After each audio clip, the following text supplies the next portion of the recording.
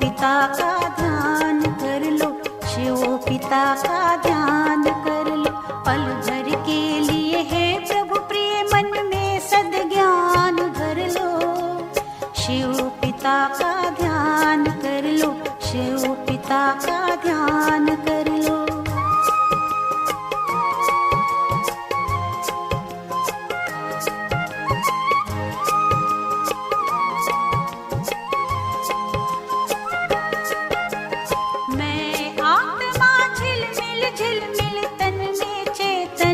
लाई कर्म धरा पर दिव्य कर्म करने के लिए आई, करने के लिए आई। इस ज्योति से जीवन पथ का, इस ज्योति से जीवन पथ का तम अज्ञान हर लो। शिव पिता का ध्यान कर लो, शिव पिता का ध्यान कर लो। पल भर के लिए है प्रभु प्रिय, मन में सद्ज्ञान भर लो। शिव पिता का ध्यान कर लो, शिव पिता का ध्यान कर लो।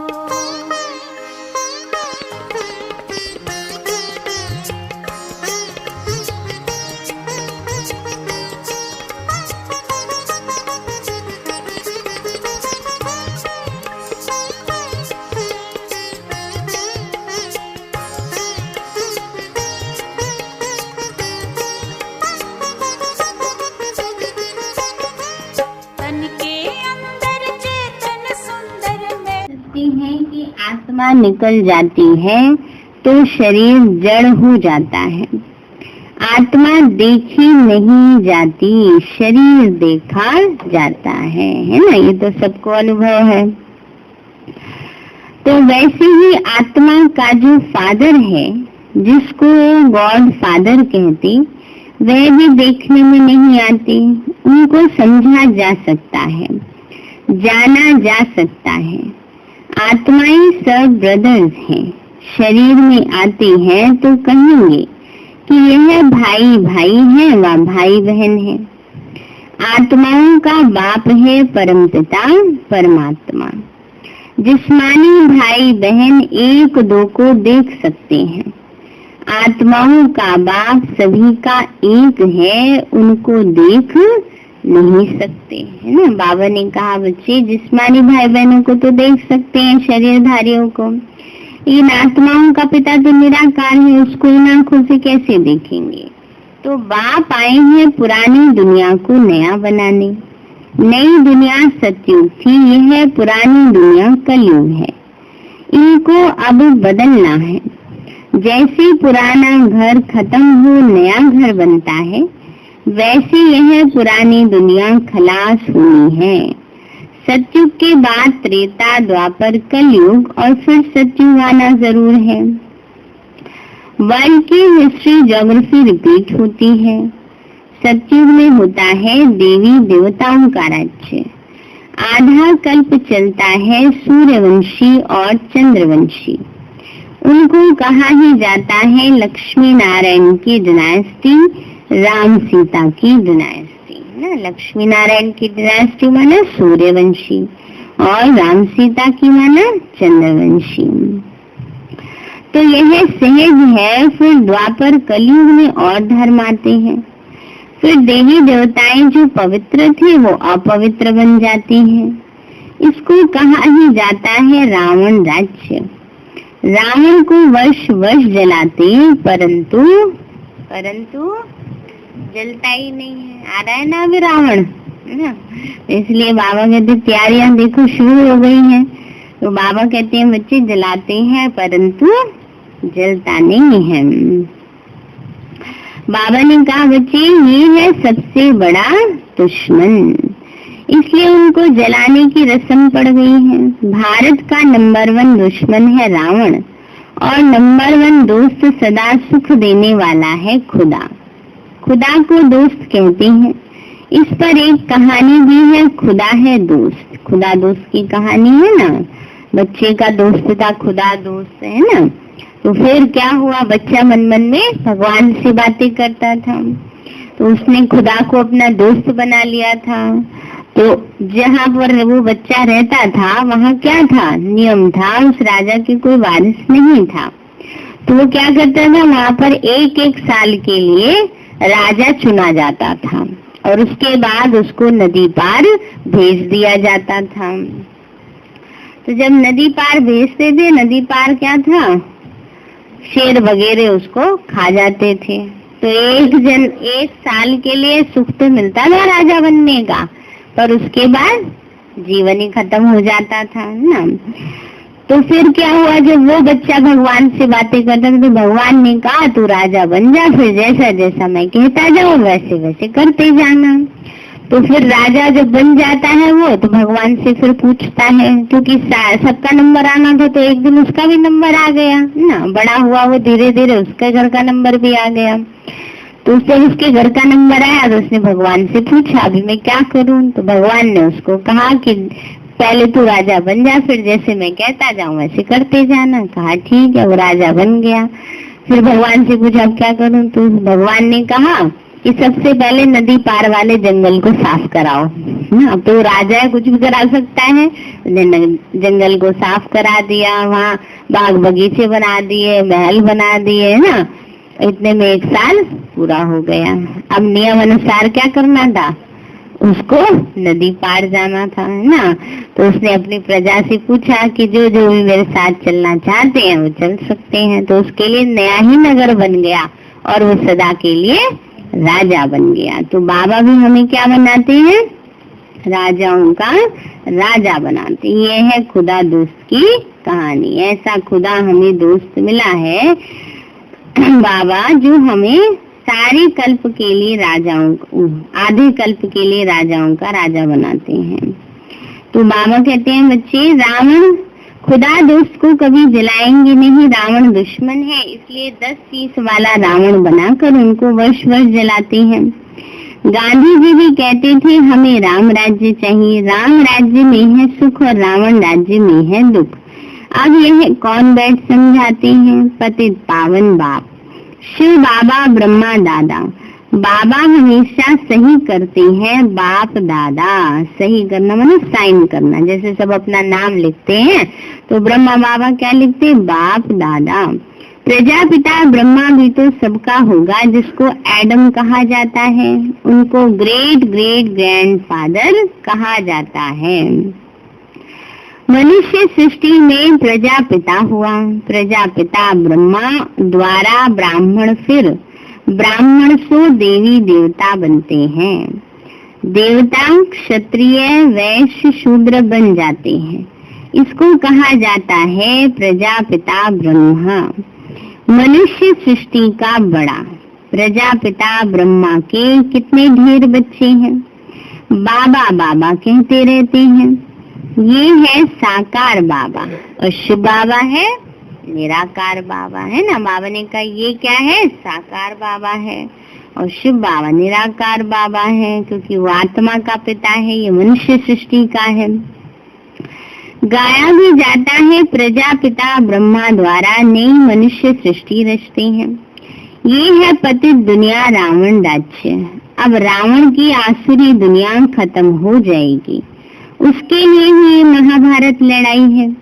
फिर सतयुग में इस रावण दुश्मन को कभी कोई जलाएंगे ही नहीं। बाबा ने कहा बच्चे, सतयुग में रावण को जलाने की आवश्यकता नहीं है, रावण होगा ही नहीं। रावण ने ही ये दुख की दुनिया बनाई है। ऐसे नहीं जिनके पास पैसे बहुत हैं, बड़े बड़े महल आदि हैं, वो सब स्वर्ग में है। बात समझाते हैं, भले किसी के पास करोड़ हैं परंतु शांति नहीं है।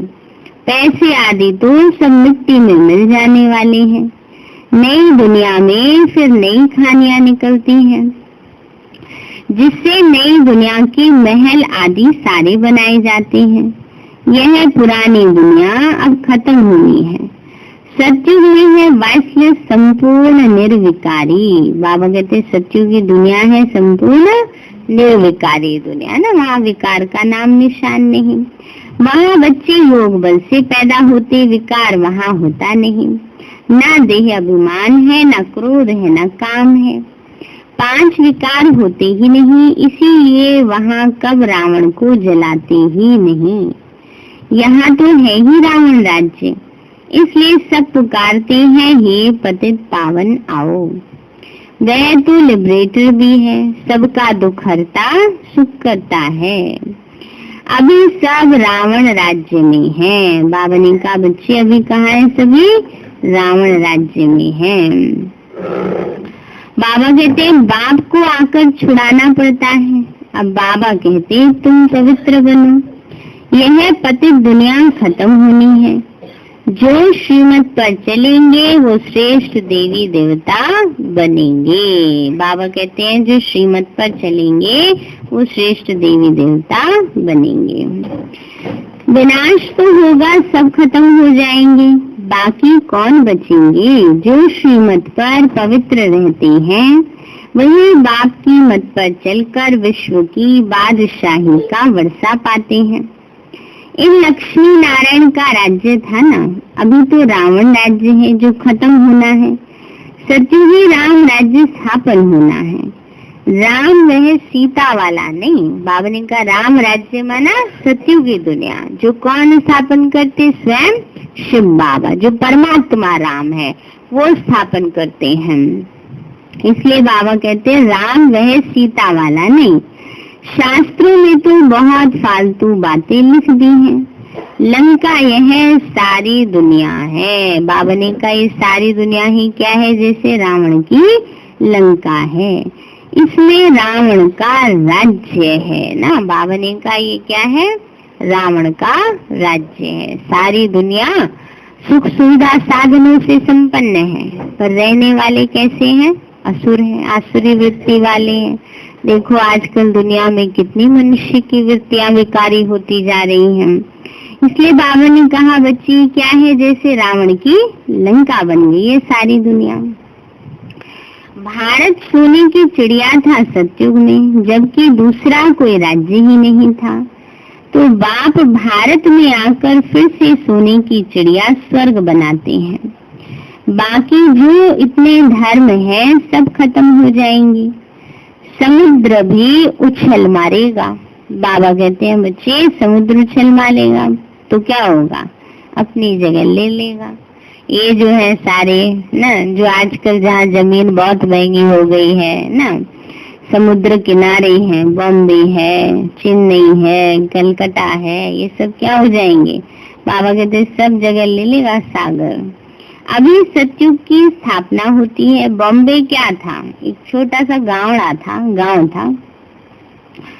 फिर बाबा कहते हैं बॉम्बे आदि रहेगी नहीं। सतयुग में बहुत थोड़े मनुष्य होते हैं। कैपिटल दिल्ली होती है, जहाँ लक्ष्मी नारायण का राज्य होता है। दिल्ली सतयुग में परिस्थान थी, दिल्ली ही गद्दी थी। राम राज्य में दिल्ली ही कैपिटल रहती है, परंतु राम राज्य में हीरे जवाहरातों के महल थे, अथाह सुख था। बाबा कहते हैं तुमने विश्व का राज्य गंवाया है, अब मैं फिर से देता हूँ। बाबा ने कहा बच्चे तुमने विश्व का राज्य गंवाया, अब मैं फिर से देता हूँ। तुम अब मेरी मत पर चलो। श्रेष्ठ बनना है तो सिर्फ मुझे ही याद करो और किसी भी देहधारी को याद नहीं करो। अपने को आत्मा समझ मुझ बाप को याद करो तो तुम तमो प्रधान से सतो प्रधान बन जाएंगे। तुम मेरे पास चले आएंगे। तुम मेरे गले की माला बन फिर विष्णु के गले की माला बन जाएंगे। माला में ऊपर हूँ मैं, फिर है युगल ब्रह्मा सरस्वती। वहीं सतयुग के महाराजा महारानी बनते हैं। उनकी फिर सारी माला है जो नंबरवार गद्दी पर बैठते हैं ना। बाबा ने कहा उनकी सारी माला है जो गद्दी पर बैठते हैं, इसलिए माला है 8 की, 108 की और 16,108 की। तो त्रेता अंत तक 16,000 राजकुमार राजकुमारियां होंगे, महाराजा महारानी बनने वाली आत्माएं। तो मैं भारत को इन ब्रह्मा सरस्वती और ब्राह्मणों द्वारा स्वर्ग बनाता हूँ। जो मेहनत करते हैं उन्हों के फिर यादगार बनते हैं। आत्माओं का रहने का स्थान है परम धाम, जिसको ब्रह्मांड भी कहते हैं। हम सब आत्माएं वहाँ स्वीट होम में रहने वाली हैं, बाप के साथ। वो है शांति धाम। मनुष्य चाहते हैं हम मुक्ति धाम में जाएं, परंतु वापस तो कोई भी जा नहीं सकते। सबको पार्ट में आना ही है। बाबा ने कहा बीच से कोई भी नहीं जा सकते, सबको पार्ट बजाने आना ही है।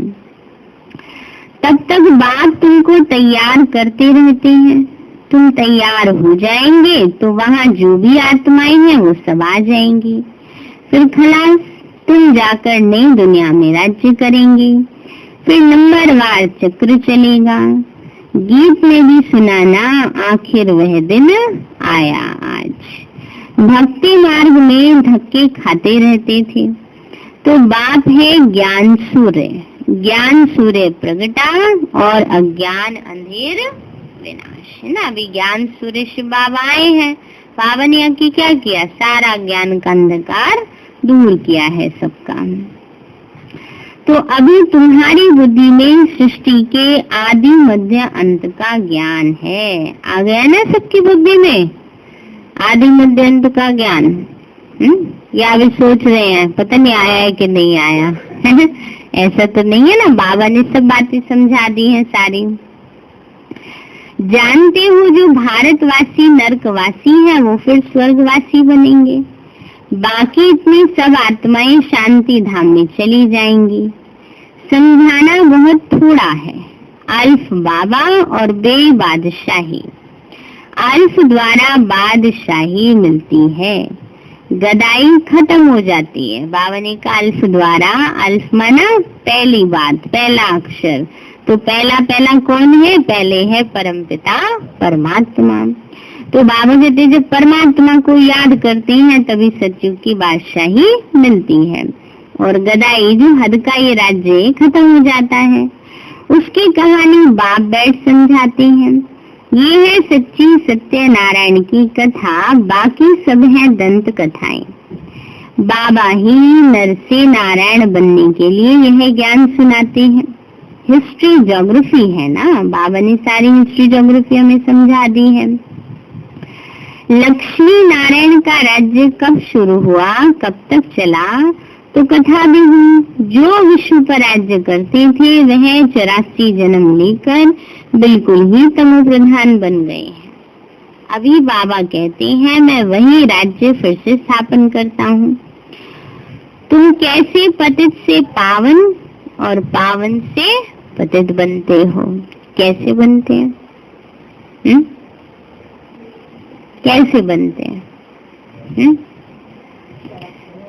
पुरुषार्थ करके बाबा की याद से पतित से पावन बनते हैं और धीरे धीरे गिरती कला में आते आते पावन से पतित बन जाते हैं। तो बाबा कहते हैं बच्चे यह सारी हिस्ट्री ज्योग्राफी बाबा समझाते हैं। पहले पहले सूर्यवंशियों का राज्य, फिर है चंद्रवंशियों का, उनके बीच दूसरे भी बौद्ध इस्लामी फिर क्रिश्चियन आए हैं। फिर वह देवी देवता धर्म जो था सो क्या हो गया? प्रायलुप्त हो गया, गुम हो जाता है ना। बाबा कहते हैं फिर वर्ल्ड की हिस्ट्री ज्योग्राफी रिपीट होगी। शास्त्रों में ब्रह्मा की आयु 100 वर्ष दिखाई हुई है। तो ये जो ब्रह्मा है जिसमें बाप बैठ वर्षा देते हैं, इनका भी शरीर छूट जाएगा। वैसे बाबा ऐसी बात कभी कहते नहीं थे, नहीं इस मुरली में बाबा ने ऐसे बच्चों को पक्का कराया। नहीं तो बाबा ने सबसे वादा किया था ना बच्चे साथ ही जाएंगे, साथ ही सतयुग में आएंगे।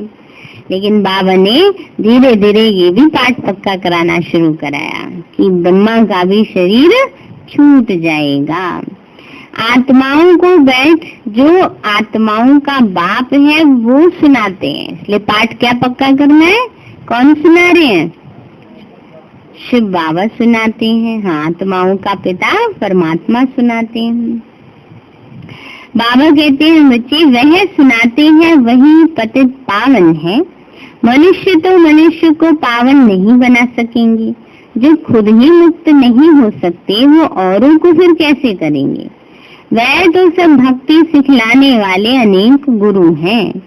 कोई कहेंगे फलाने की भक्ति करो, कोई कहेंगे शास्त्र सुनो, अनेक मत मतांतर हैं, इसलिए सब और ही बेसमझ बन गए हैं। अब बाप आकर कितना समझदार बनाते हैं। यह लक्ष्मी नारायण समझदार विश्व के मालिक थे ना, अब कितने कंगाल बन गए हैं। फिर शिव बाबा आकर नरकवासी से स्वर्गवासी बनाते हैं। तो बाप कितना अच्छी तरह से समझाते हैं कि यहाँ तकदीर जग जाए। बाप आते ही है मनुष्य मात्र की तकदीर जगाने। सब पतित दुखी है ना, सब त्राही त्राही कर विनाश हो जाएंगे। बाबा ने कहा इस समय सब पतित दुखी हैं, अंत में क्या होगा, त्राही त्राही करेंगे, शरीर छूटेंगे। इसलिए बाबा कहते त्राही त्राही के पहले बेहद के बाप से कुछ वर्षा ले लो। ये जो कुछ दुनिया में देखते हो ये सब तो खत्म हो जाना है। Fall of Bharat, rise of Bharat, यह भारत का ही खेल है। राइज होगा सत्युग में, अब कलयुग में तो फॉल होना है। ये रावण राज्य का पंप है, मना भव का है। इस समय क्या है चारों तरफ विकारों का भपका ही तो है ना। देखो माया की चमक धमक कितनी है। जो बाबा की बातों को सुना अनसुना कर देंगे लेकिन माया का प्रभाव इतना है, उसके प्रभाव में कितनी जल्दी आ जाते हैं। तो बाबा कहते हैं बच्चे यह रावण का राज्य है, अभी नई दुनिया बन रही है, पुरानी दुनिया खत्म हो जाएगी। सतयुग में कौन कौन राज्य करते हैं ये भी बाबा हम बच्चों को बैठ समझाते हैं। तो इसके पहले तुम पढ़ रहे हो बाप से वर्षा लेने के लिए। पढ़ाई कैसे पढ़ी जाती है, आंख खोल के अलर्ट होकर ना। बाबा हमें पढ़ा रहे हैं, इस पढ़ाई से ही हम विश्व के मालिक बनते हैं। तो कितना अटेंशन देना चाहिए, कितना सहज है। ये है मनुष्य से देवता बनने की पढ़ाई। सन्यासियों का है ही निवृत्ति मार्ग, वह धर्म ही अलग है। वह तो गृहस्थ व्यवहार छोड़कर चले जाते हैं। उनका है हद का सन्यास। तुमको इस पुरानी दुनिया का सन्यास कर फिर यहाँ आना नहीं है। यह भी अच्छी रीति समझाना है कौन कौन से धर्म कब आते हैं। द्वापर के बाद ही और धर्म आते हैं, पहले सुख भोगते हैं फिर दुख। तो यह सारा चक्र बुद्धि में बिठाना होता है। जब से तुम चक्र में आते हो महाराजा महारानी बनते हो। सिर्फ अल्फ और बे को समझाना है। बाबा ने कहा मुख्य बात अल्फ और बे को समझाना है। बाबा किसी को विलास में जाने की मना नहीं करते हैं, वो तो सब चाहते हैं कि मृत्यु अपने देश में ही हो। अब विनाश तो होना ही है, हंगामा इतना हो जाएगा जो विलायत से फिर आ भी नहीं सकेंगे। इसलिए बाप समझाते हैं भारत भूमि सबसे उत्तम है, जहाँ बाप आकर अवतार लेते हैं। शिव जयंती भी मनाई जाती है। सिर्फ कृष्ण का नाम डालने से सारी महिमा ही खत्म हो गई है। बाबा ने कहा कृष्ण का नाम डालने से गीता में सारी महिमा ही खत्म हो गई। सर्व मनुष्य मात्र का लिबरेटर यहाँ आकर अवतार लेते हैं। गॉड फादर ही है जो आकर लिबरेट करते हैं। तो ऐसे बाप को तो नमन करना चाहिए ना, उनकी जयंती मनानी चाहिए। परंतु कृष्ण का नाम डालने से सारी वैल्यू ही कम कर दी है। नहीं तो भारत सबसे ऊंचा तीर्थ है, वह बाप यहाँ ही आकर सबको पावन बनाते हैं। तो यह सबसे बड़ा तीर्थ ठहरा, सबको दुर्गति से छुड़ाए सदगति देते हैं। ये तो बना बनाया ड्रामा है। बाबा ने कहा सबसे बड़ा तीर्थ है ना, और उसमें भी जो बाबा के घर हैं वो और भी बड़े तीर्थ हैं। भारत दुनिया के हिसाब से भारत बड़ा तीर्थ है, और भारत में जहाँ बाबा के बच्चे हैं, जहाँ स्वयं भगवान आते हैं, वो महान तीर्थ है। तो कहाँ बैठे हैं सभी? हैं तीर्थ में बैठे हैं ना, तीर्थ कर रहे हैं। सबको दुर्गति से छुड़ाए सदगति देते हैं। तो ये ड्रामा बना हुआ है। अभी तुम आत्माएं जानती हो कि हमारा बाबा अपने शरीर द्वारा यह राज समझा रहे हैं। हम आत्माएं शरीर द्वारा सुनती हैं। आत्माभिमानी बनना है। अपने को आत्मा समझ बाप को याद करो तो कट निकलती जाएगी और पवित्र बन तुम बाप के पास आ जाएंगे। जितना याद करेंगे उतना पवित्र बनेंगे। औरों को भी आप समान बनाएंगे तो बहुतों की आशीर्वाद मिलेगी, ऊंचा पद पा लेंगे। इसलिए गाया जाता है सेकंड में जीवन मुक्ति, है ना। खुद भी याद में रहना है और औरों को भी याद दिलाना है। तो बाबा कहते हैं बच्ची क्या हो जाएगी? सेकंड में जीवन मुक्ति। अच्छा, मीठे मीठे सिक्के लदे बच्चों प्रति माता पिता प्यार और गुड मॉर्निंग। रूहानी बाप की रूहानी बच्चों को नमस्ते। रूहानी हम बच्चों की रूहानी माता पिता बाप दादा नमस्ते नमस्ते नमस्ते बाबा नमस्ते। धारणा के लिए मुख्य सार है बाप के गले की माला बन विष्णु के गले में पिरोने के लिए संपूर्ण सतो प्रधान बनना है। बाप के गले की माला बन विष्णु के गले में पिरोने के लिए संपूर्ण सतो प्रधान बनना है। एक बाप की मत पर चलना है। दूसरा है ऐसी सेवा करनी है जो अनेक आत्माओं की आशीर्वाद मिलती रहे। त्राही त्राही होने के पहले बाप से पूरा पूरा वर्षा लेना है। वरदान दिया बाबा ने, ताज और तिलक को धारण कर बाप दादा के मददगार बनने वाले दिल तख्त नशीन भव। किसको मिलते हैं ताज तिलक और तख्त? राजकुमार को, राजा के बच्चे को मिलते हैं। और हम किसके बच्चे हैं? भगवान के बच्चे हैं। तो हमें भी तीनों चीज मिल गई, ताज भी, तिलक भी और तख्त भी। तो बाबा ने कहा बच्चे जब कोई तख्त पर बैठते हैं तो तिलक और ताज उसकी निशानी होती है। ऐसे जो दिल तख्त नशीन है उनके मस्तक पर सदैव अविनाशी आत्मा की स्थिति का तिलक दूर से ही चमकता हुआ नजर आता है। सर्व आत्माओं के कल्याण की शुभ भावना उनके नैनों से व मुखड़े से दिखाई देती है। उनका हर संकल्प वचन और कर्म बाप के समान होता है। स्लोगन है सरल याद के लिए सरलता का गुण धारण करो। सरल याद के लिए क्या करो?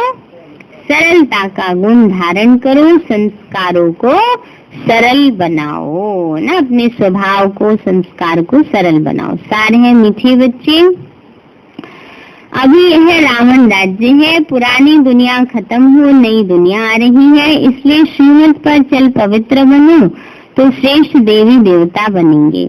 प्रश्न है बाप अपने बच्चों को सत्यनारायण की कथा सुनाते हैं, उस कथा का रहस्य क्या है?